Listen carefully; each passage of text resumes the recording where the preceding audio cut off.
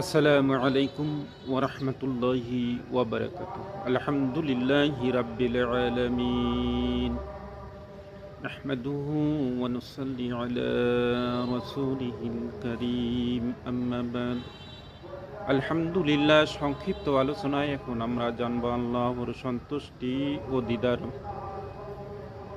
জান্নাতে সর্বোচ্চ ও পরম সৌন্দর্য হলো আল্লাহর সন্তুষ্টি ও দিদার, যা সব নিয়ামতকে অম্লান করে দেয়। প্রিয় ভাই, বোন ও বন্ধু, যদি জান্নাতের সব বাগান, নদী, প্রসাদ সরিয়ে নেওয়া হয়, তবুও যদি জান্নাতে আল্লাহকে দেখা যায়, তাহলে জান্নাত কি কম সুন্দর হবে?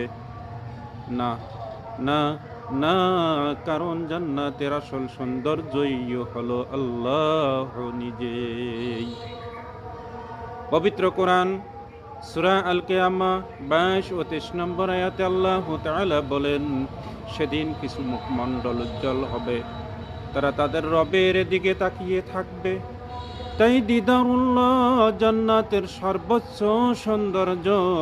রাসূলুল্লাহ সাল্লাল্লাহু আলাইহি ওয়াসাল্লাম বলেছেন, তোমরা তোমাদের রবকে এমন ভাবে দেখবে যেমন পূর্ণিমার চাঁদকে দেখো। তাকে তথা আল্লাহকে দেখতে কোনো কষ্ট হবে না। সহিহ বুখারী ও মুসলিম। প্রিয় ভাই, বোন ও বন্ধু, ভাবো, একটু চিন্তা করো একবার।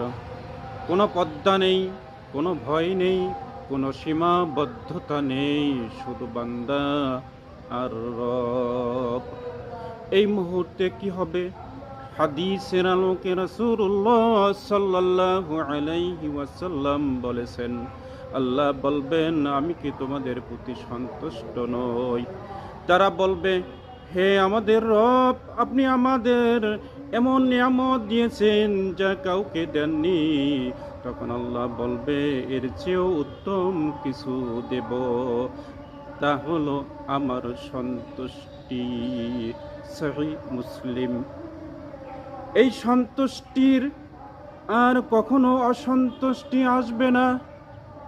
এই জান্নাতের সৌন্দর্যের চূড়ান্ত রূপ।